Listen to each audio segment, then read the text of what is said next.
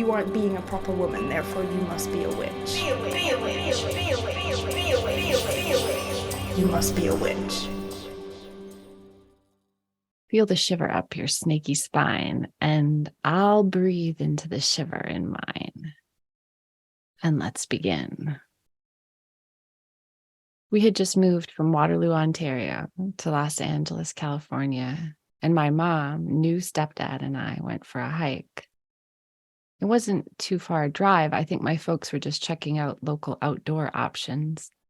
I don't think they knew until we got there that this was a site of an annual tarantula migration. We were all jaw-dropped walking around the education center, looking at pictures of that time of year when the big spiders break their routine and come out during the daylight. Driven by the scent of sex, the males go walking, hunting for mates, and the underbrush and trails rustle and writhe with desire. The park ranger told us we were in tarantula migration shoulder season, so we might see a few, but it wasn't likely. Be safe, enjoy. We laughed nervously. We walked in.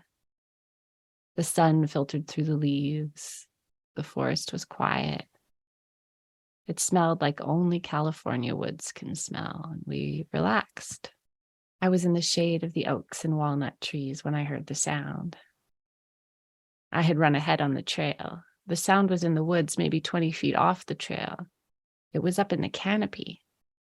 It was loud, dry branches cracking. It was moving. My parents caught up with me where I had frozen in place, and my mom squeezed my hand as we stood in disbelief, looking up at a massive, smooth, long body rippling through the leaves. The biggest snake we'd ever seen. My mom whispered, "Risa, run." And she pushed me, and I did. And a beat later, they came running behind me. Turned out the snake was an escaped pet, a Burmese python, lost but enjoying its freedom, I bet.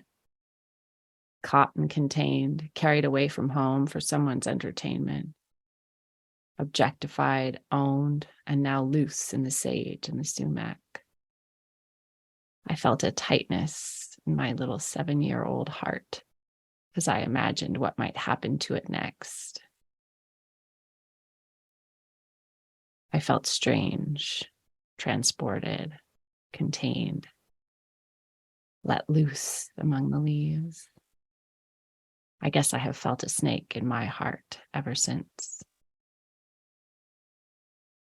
I am snake kin with the pythons let loose by hurricanes, raging wilder with climate change, multiplying in the Florida Everglades as that place descends into a hell of fear and fascism.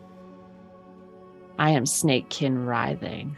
I am the haunting under the floorboards. I am kin with spiders migrating too, and the bats who live under my eaves and who at twilight I watch leave in their fluttering, ghostly shadow traces toward the beach.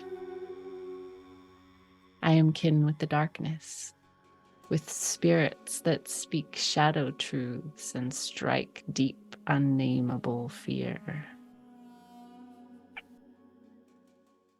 Witch is a declaration of love and curiosity about all beings, all truths, especially those that aren't cute or convenient or easily commercialized. Witches are kin with the troublesome and the uncanny and the strange. Witches are snake kin. We're tangled up with them in stories of our magic, our pleasure, our imagination, our defiance, and our ability to strike or to disappear with a whisper as we choose. We're reminded by them that nature isn't all big-eyed deer, as our coven mate Jenny said in a post on our coven stead. Sometimes it's snake pits, tarantula migrations, bat wings, toadstools. It's a sideways grinning to the creepy and uncomfortable in ourselves and in the world, not just the love and the light.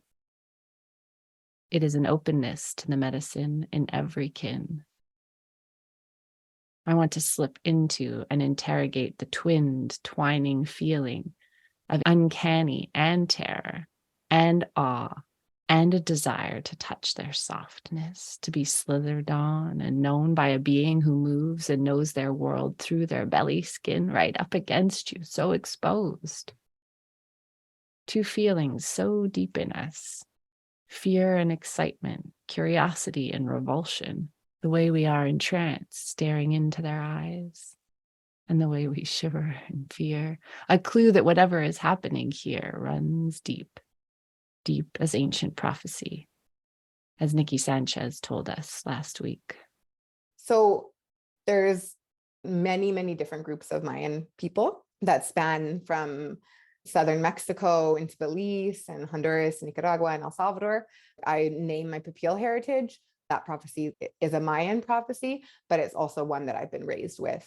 The way that I was taught about it, about what it marked, was the end of the 12th Baktun, which was the long count calendar, and the beginning of the 13th Baktun, which is a new long count calendar. What I've been taught about that is that beginning of a new era, a new calendar, actually marked an opportunity for a shift in the collective consciousness of humanity on the planet. And the way that I have been explained it is that for the first time, the eyes of the serpent could see through the eyes of the eagle and vice versa.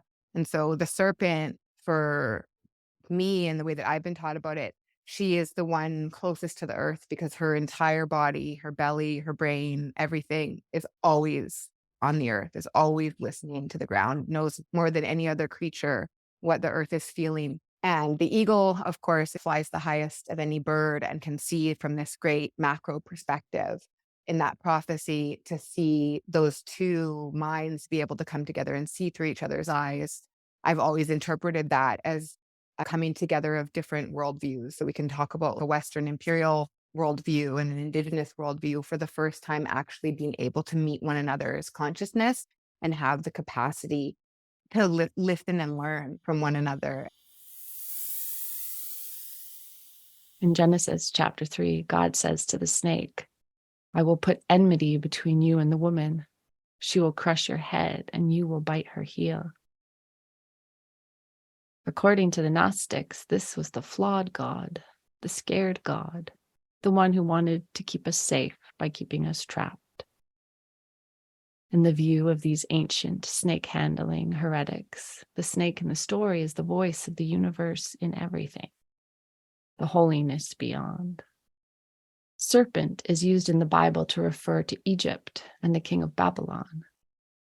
The snake that women will crush is the one they'll no longer revere.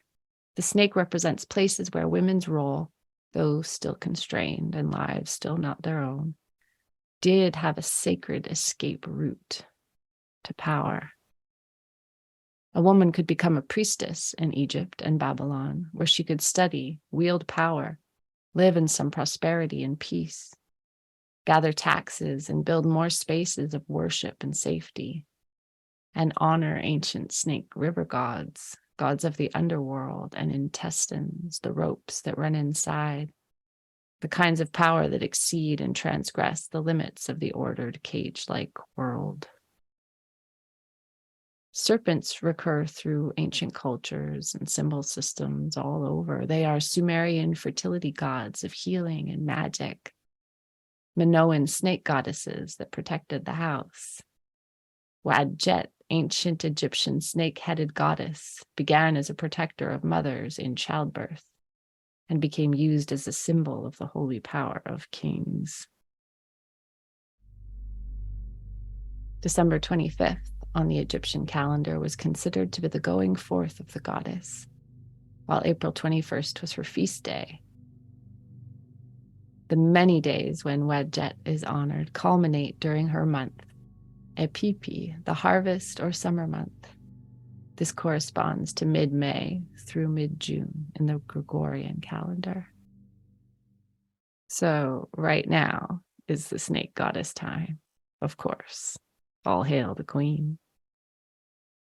The serpent is a trickster, one of only two animals that talk in the Torah. God told Adam and Eve they would die if they ate the fruit of the tree, but the snake says, "Your eyes shall be opened, and ye shall be as gods, knowing good and evil." Eve chooses a life with eyes opened. She chooses to know good and evil both. And so does Adam, right? He's right there with the God and the snake. He's an adult. He makes his own fucking choice. They eat and see the world and themselves anew. Their context is expanded. But they haven't eaten from the tree of life yet, so God kicks them out before they get that power too. In many cultures, the snake is tangled up with eternity. Maybe that was her next gift.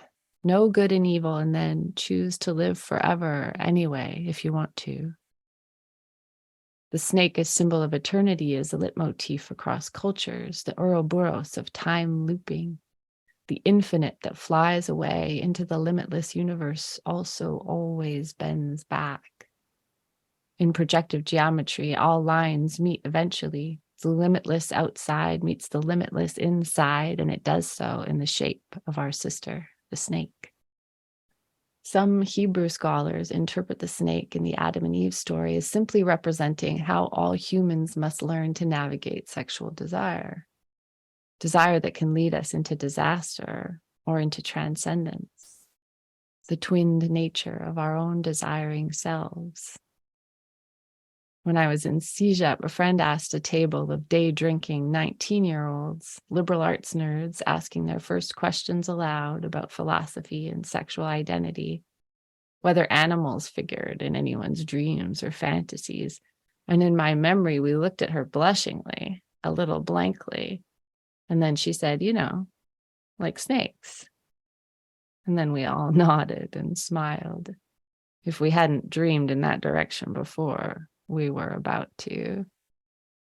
Because twinning snakes and desire is not a stretch, right? They are phallic, but not hard, slippery and curved, licking their way forward, investigating small dark places. They move through above and below worlds. They move sidelong, not straight forward. For some scholars, the snake in the Genesis story symbolizes imagination itself. And the snake is not a devil or a deity, she's just a wild animal with a gift. One of only 2 animals in the Torah that can speak. Maybe that's why they were keystone species in mystery schools all over the world. Maybe they used to whisper to us in a language we could understand and help us imagine perspectives beyond our own. In the hands of Christian imperialism, the snake story becomes part of a rhetorical arsenal directed at demonizing resistance, controlling wild spaces and common lands, architecting scarcity and dependence, and an excuse to keep the procreating gender shamed and under heel. Snake gets caught in the small boxes of colonizer Christian patriarchy used to shame sexuality and blame and control women and heretics. But the serpent's sacredness exceeds that particular cage and narrative. Their stories and selfhoods are vast and spiraling. In Mayan mythology, the vision serpent appears to those in a vision state, emerges in the coiling smoke after a sacred ritual. Pushed out of your usual body-mind, the vision snake appears, a song of death and rebirth, of shedding and transformation. In Maya mythology, serpents are the vehicles by which sky beings, sun and stars, cross the heavens. Snakes might have been a way of telling stories about asteroids, what might happen when they passed us by, or when they crashed headfirst into the world we thought we knew. Witches are kin to the beings of visions. In Australian Aboriginal culture, the rainbow serpent created the world, and then rivers, lakes, and other bodies of water. In Hindu culture, the divine serpent Naga protects the wisdom of the natural world. In the sacred Hopi snake dance, the snakes are lightning kin who can cross to the spirit world and bring messages with them, and bring back rain and fertile harvest. Snake effigies have been found, scraped and shaped out of the earth all over the world, dating back thousands of years. The largest known massive ancient snake sculpture winds its way around a bluff near Peebles, Ohio. And its sacred story purpose is unknown, but it aligns with the solstices and sings of a deep knowledge about the winding passages of time. In its mouth, it holds the sun, or perhaps a frog, thinking about life and death, stuck in the jaws of what comes for us all.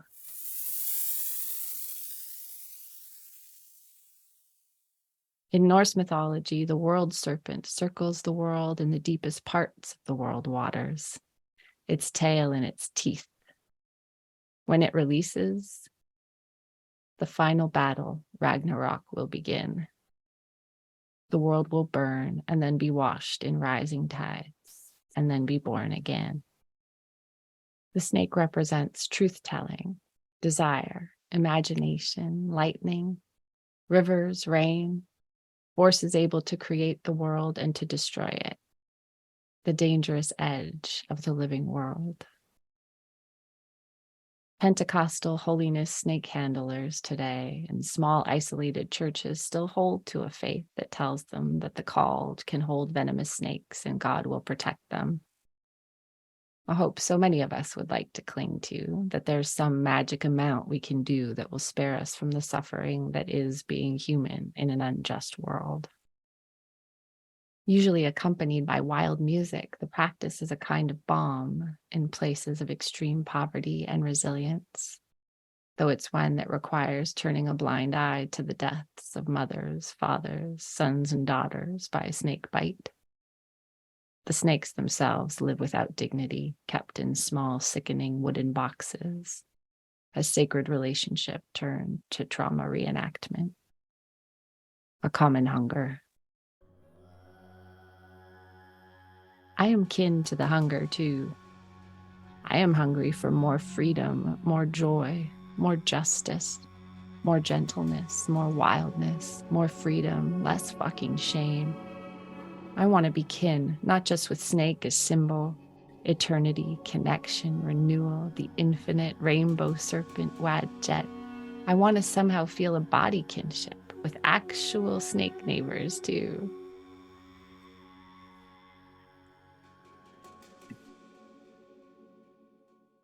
One summer, when our kiddo May was just toddling, we woke and went puttering around the house, surveying the endless skin-shedding renovations, and found a snake, black with yellow patterned bands, just an eastern garter snake, over 1 meter long, though, steps from our front door, right in the middle of our stone path, with a large frog moaning halfway down its throat. What could we do but watch? The act took hours. It was awful and fascinating. Our neighbor was picnicking. Our neighbor was breakfast. Our lives are only a few gulps removed from this same drumbeat of hunter or hunted. Here, we are the invasive species, and trying to pull a frog out of a snake's jaw won't help anyone. Months later, talking with a city friend, a parent, about big topics looming on the horizon of life with our kids, I said, well, May has some notion of death. And they were shocked, like, what? And I realized, oh, this is a strange, dark gift the snake has given us. A knowledge of the fact of death in the world. A knowledge we would need in the pandemic and cancer years ahead. A painful but ultimately unavoidable medicine, that particular conversation. In an interview with CBC, Dr. Nicholas Rio, an assistant professor of Native American and Environmental Studies at Dartmouth College and citizen of the Sault Ste. Marie tribe of Chippewa Indians in Michigan, said, Indigenous knowledge sees intruder plants and animal species as nations in their own right. Indigenous communities seek to build relationships with them. We're part of a broader kinship network or a family network that includes not just humans, but other beings as well. So if a new plant or animal moves into your home place, how do you fit it in? Snake kin, how do we fit each other in? Maybe we take lessons from the tales of snake twins. In the 1980s, a Dr. Ebermut Rudolph sent multiple firsthand accounts and transcribed tapes to the Philippine Quarterly of Culture and Society from his travels through the Philippines, gathering stories of snake twins, people who had somehow become mirrored with a snake, who felt pain when it was hurt, who could speak to it in whispers, and who became renowned herbarios for their unique abilities to cure snake bites. In some of the stories, snake twins are born from the same human mother as their human sibling. In others, they seem to just appear and always live nearby, bringing blessings and curses as they see fit to protect their twin. In one, a too smart young man tells of a trip to a crystal cave to meet the king of kings of snakes. I'm not as interested in the impossibility of fact-checking stories told in small forest towns 50 years ago, as I am in feeling into the fact that in a place where large and deadly snakes are lurking commonplace, there exists a mythology of partnership, not just partnership, but a living, sympathetic magic. Instead of fear and extermination, a communion. How do we fit in? I am snake kin. I imagine them in the culverts, the stone wall by the lakeside, secretive and protecting secrets. I see them in my spine, in the curling smoke and curling breath, in the curves of my drive home, snaking around the mountainside, in the rivers that carve through the red sand, the stone shield that remember their ancient names. In the season of meteors, we lie on our backs at night and watch messenger serpents pierce the sky. I visited a friend's snake last week. She had seen them in a gross pet shop window dying and brought them home, and they have lived with her for 9 years now, like a brother, she said. They were dark-eyed when I got there and hiding. She said they were preparing to shed. She told me they look dimmed and tired and don't eat much until the time comes to shed the visible part of the self that no longer serves. And then they emerge, brilliantly colored and ravenous. Listener, friend, witches, snake twins, this I know. We will go dark sometimes, curl up under a rock and feel the strangeness coming. Mourn and fast and feel the weight of inertia, the heavy gravity of who we were pulling against the new odd coiling that builds its momentum from within us to emerge. We'll be in that in-between, troubled and exhausted in the discomfort of it, and wonder what the fuck is happening to us. Why do we feel so heavy? Why can't we organize, and plan for what will happen next? I notice myself seethe when I can't see from my sky eyes what is happening to me, what is coming next. I'm scared and angry at being out of control.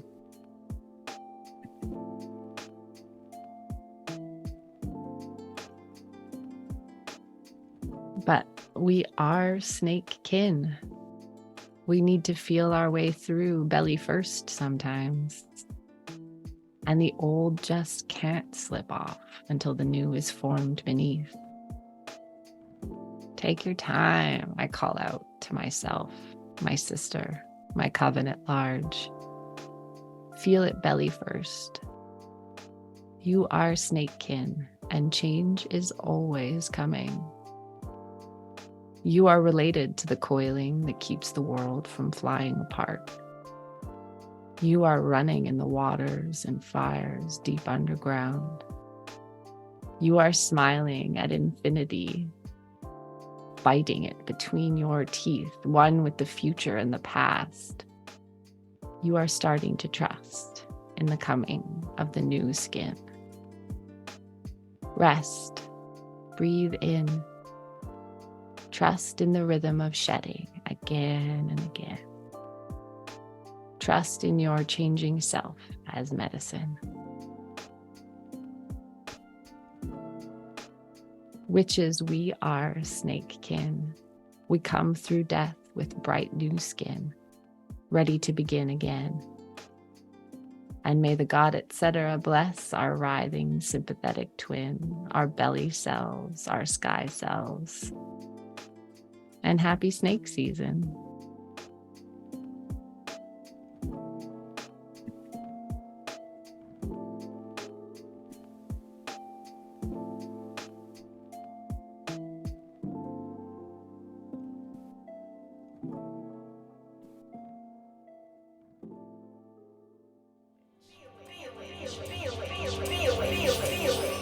You must be a witch. The Missing Witches podcast is created by Risa Dickens and Amy Torak with insight and support from the Coven. Amy and Risa are the co-authors of Missing Witches, Reclaiming True Histories of Feminist Magic, which is available now wherever you get your books or audiobooks, and of New Moon Magic, 13 anti-capitalist tools for resistance and re-enchantment, coming fall 2023.